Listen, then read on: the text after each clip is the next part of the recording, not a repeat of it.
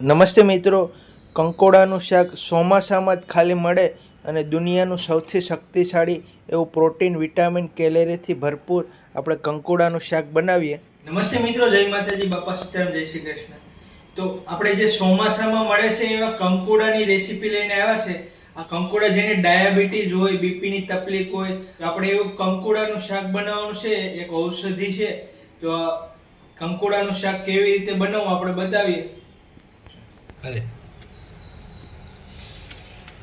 તો આ કંકોડા છે, અત્યારે મળી જાય છે. હવે કંકોડાની શરૂઆત થઈ ગઈ અને નિકોલમાં મેં જોયા તો 250 ગ્રામ લઈ લીધા. 50ના 250 ગ્રામ કંકોડા મળે. એટલા કંકોડાથી 3થી 4 વ્યક્તિની થઈ જાય. એમાં આપણે 2 ટમેટાની ગ્રેવી નાખશું, 1 ઇંચ આદું નાખશું, એટલું લસણ નાખશું અને 2 મરચાં નાખશું. તમે લસણ ન ખાતા હોય તો નહીં નાખવાનું. અને આ કંકોડાનો સ્વાદ કડસો ના હોય, એકદમ મસ્ત હોય છે. આપણે કંકોડાનું કટિંગ કરી નાખીએ. આવી રીતે કંકોડાનું કટિંગ કરી નાખવાનું. અત્યારે સિઝનના પહેલાં કંકોડા છે, એકદમ કૂણા કૂણા દેશી ટાઈપ નાના નાના કંકોડા. આવા કંકોડાનું શાક મસ્ત થાય. તો મેં પહેલી વાર જોયા એટલે તરત લઈ લીધા. મારા ફેવરેટ શાક છે કંકોડાનું. તો આપણે આવી રીતે બધું કટિંગ કરી નાખશું. આના બિયા અંદરથી લાલ નીકળે, પાકેલા બિયા હોય તો કાઢવાના, બાકી નહીં કાઢવાના. આવી રીતે પતલું પતલું બધાય કંટોળાનું કટિંગ કરી નાખીએ.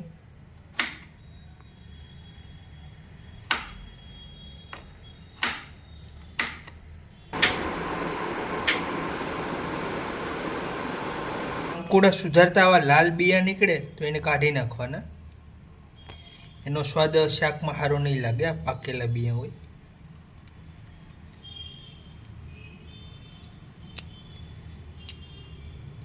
એટલે બિયા કાઢી નાખશું.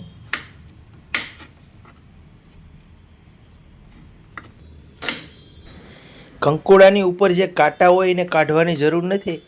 એને સારા પાણીએ ધોઈ નાખવાના, કારણ કે એમાં ધૂળનો ભાગ હોઈ શકે. આવી રીતે આપણે બધા કંકોડા સુધારી નાખશું. તો ઘણાને પ્રશ્ન થતો હોય કે આ કંટોલા છે કડવા હોય. કડવા બિલકુલ નહીં હોતા, એ મીઠા હોય. એનું શાક મસ્ત થાય છે. તો આવી રીતે આપણે કટિંગ કરી નાખ્યા છે. અને એના પાકેલા બિયા હોય, આ બતાવું તમને. જો આવા પાકેલા બિયા હોય ને એને કાઢી નાખવાના. અને આ કૂણા બિયા હોય એ હાલે. આમ તમે છાકે કટિંગ કરો તો થઈ જાય. જો આપણે આ કૂણા બિયા છે ને આવા પાકેલા બિયા હોય ને આવી રીતે કાઢી નાખવાના. પાકેલા બિયા શાકમાં નાખશો તો નહીં મજા આવે, અને કૂણા બિયા નાખશો શાકમાં તો ખાવાની મજા આવશે. આ બિયા નીકળી ગયા પછી કટિંગ કરી નાખવાનું. તો આવી રીતે આપણે આજે ઘણાય પાકેલા બિયા, આવી રીતે ઘણાય આપણે આ પાકેલા બિયા નીકળ્યા છે. આ બધા કાઢી નાખ્યા. અને એની આ ડીટની આગળનો ભાગ હોય એને કટિંગ કરી નાખવાનું. ને આ બિયાવાળા આપણે આવી રીતે કંટોલા સુધાર્યા છે. તો આપણે આવી રીતે 250 ગ્રામ કંટોલાનું કટિંગ કરી નાખ્યું છે. હવે આપણે એનું શાક બનાવી નાખશું. સુધારા તમને પ્રશ્ન થતો હોય કે આને ઉપરના જે કાંટા આવે કાઢવાના હોય, એ નહીં કાઢવાના. કાંટા હોતું જ આપણે શાક બનાવી નાખશું. હવે આપણે આ 2 ટમેટાં અને લસણ અને આદુ મરચાંની ગ્રેવી કરી નાખીએ. એટલું આપણે લસણ લઈએ છીએ. તમે લસણ ખાતા હોય તો લેવાનું, નહીં ન ખાતા હોય તો નહીં લેવાનું. 2 તીખા મરચાં લઈએ છીએ. 1 ઇંચ આદું લઈએ છીએ. એના ટુકડા કરી નાખવાના એટલે મિક્સરમાં તરત પીસાઈ જાય. અને પાણી નહીં નાખવાનું, એમણે પીસી નાખીએ. તો આદુ મરચાંની પેસ્ટ થઈ ગઈ. હવે આખા પાખી પેસ્ટ બનાવી નાખવાની. તો ફૂલ નહીં પીસવાનું, આવી પેસ્ટ થઈ જાય તો હાલ છે. આનાથી ટેસ્ટ મસ્ત આવશે. હવે આપણે આ 2 ટમેટાની પેસ્ટ કરી નાખીએ. એ ટુકડા કરી નાખવાના એટલે ફટાફટ પીસાઈ જાય.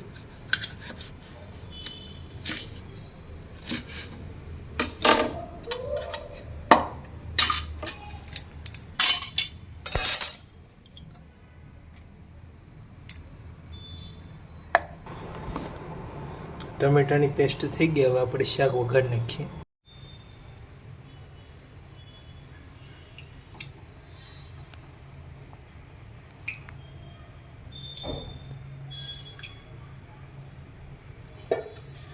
50-60 ગ્રામ જેવું આપણે તેલ લીધું છે, ગરમ મૂકી દઈએ.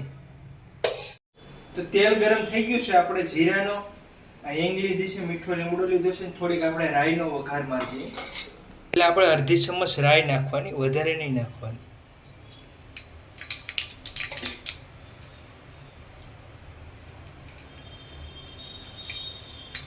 રાઈને બરાબર ફૂટવા દેવાની. રાઈ ફૂટી જાય પછી આપણે આ મસાલા નાખશું. રાઈ ફૂટી ગઈ છે. હવે જીરું, મીઠા લીમડાના પાન, હિંગ નાખી દો. આદુ મરચાંની પેસ્ટ નાખી દો.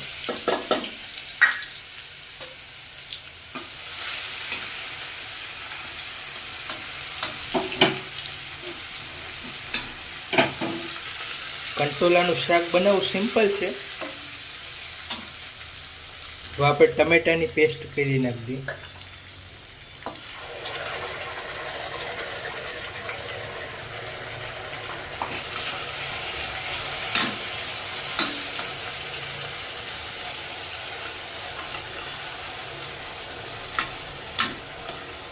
ગ્રેવીને આપણે 1 મિનિટ પકાવવા દેવું.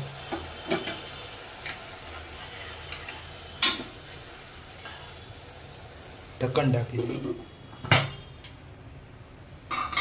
ગ્રેવી પાકીને 2 મિનિટ જેવું થઈ ગયું છે. હવે આપણે સમારેલા કંટોલા નાખીએ.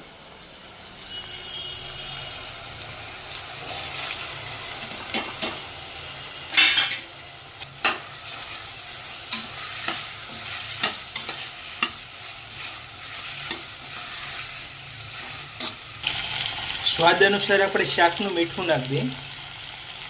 આ 4-5 ગ્રામ છે, અડધી ચમચ નાખીએ છીએ.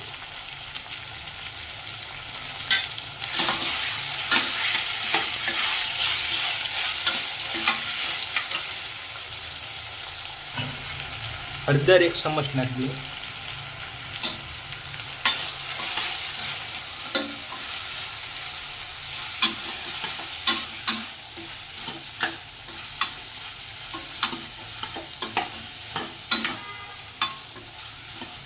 આ શાકમાં આપણે પાણી નાખવાનું છે. અને આ શાક તમે બાજરીના રોટલા હારે, ભાખરી હારે કે ભાત હારે ખાઓ તો પણ મજા આવે એવું બનશે. રોટલી હારે પણ ખાઈ શકો. આવી રીતે આપણે હવે આ વઘારવાની રીત જોજો, આવી રીતે બનાવજો. કેટલો રસો રાખવો એ તમારે જોવાનું. તેલમાં 2 મિનિટ ધીમા ગેસ ઉપર પાકવા દઈએ. બાજરીના રોટલામાં, ભાખરીમાં કે ભાતમાં ખાવું હોય તો થોડો રસો રાખવાનો, રોટલીમાં ખાવું હોય તો નહીં રાખવાનો. આવી રીતે 2 મિનિટ જેવું થઈ ગયું છે. શાક તેલમાં પાકી ગયું છે થોડું. હવે આપણે આમાં લાલ મરચું પાવડર ને ધાણા જીરું ગરમ મસાલો નાખીએ.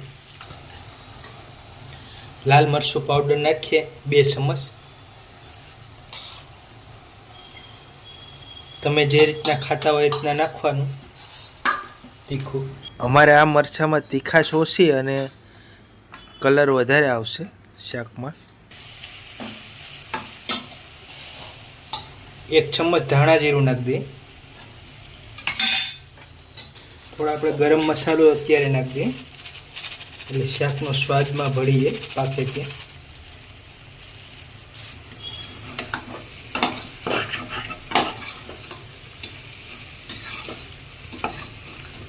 અત્યારે ગેસ ધીમો રાખવાનો. હવે આપણે મસાલા બળી ન જાય એટલે પાણી નાખી દઈએ.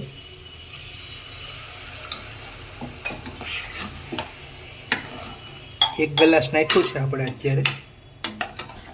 હજી થોડું પાણી નાખી દઈએ. હજી આપણે થોડું નાખી દઈએ. ધીમા ગેસ ઉપર શાકને 10 મિનિટ પાકવા દેવો. 50% પાણી બળી જાય એટલે આપણું શાક બની જાય. આમાં પાણીનો ભાગ છે એ બળી ના જાય ત્યાં સુધી આપણે 10 મિનિટ પકવવા દેવું. થોડું કોરું કરી નાખશું. નાખી દઈએ. 8-10 મિનિટ થઈ ગઈ છે. શાક થોડું પાણીનો ભાગ છે, આપણે થોડા લીલા ધાણા નાખી દઈએ. તમારે બાજરીના રોટલા હારે ભાત હારે ખાવું હોય તો તમે એટલો રસો રાખીને ખાવ તો પણ ચાલે. મસ્ત બની ગયું છે. અને આ કંકોડા સરસ પાકી ગયા છે. આમ આપણે જોઈ લેવાનું, ચેક કરી લેવાનું. જેમ આપણે દબાવીએ તો તૂટી જાય છે. સરસ સડી ગયા છે. તો એટલો રસો રાખીને પણ તમે ખાઈ શકો. આવી રીતે સરસ કંકોડાનું શાક સડી ગયું છે. હવે આપણે ગેસ બંધ કરી દઈએ. ઉપરથી શાક ઉપર ધાણા નાખી દઈએ. શાકમાં આપણે ગરમ મસાલો, ધાણા, જીરું બધું નાખી દીધું છે. એકદમ મસ્ત કંકોડાનું શાક બની ગયું છે. તો આવી રીતે આ કંટોલાનું શાક બનાવવાની ટ્રાય કરજો. વિડીયો સારો લાગ્યો તો વિડીયોને લાઈક કરી દેજો, શેર કરી દેજો. ચેનલમાં ન હોય તો સબસ્ક્રાઈબ કરી લેજો. આ ચોમાસાની સિઝનમાં આવા દેશી કંકોડા મળે તો બનાવજો. થોડા મોંઘા હોય પણ આનું શાક ખૂબ જ ટેસ્ટી અને સારું બનશે. જય માતાજી, બાપા સીતારામ, જય શ્રી કૃષ્ણ.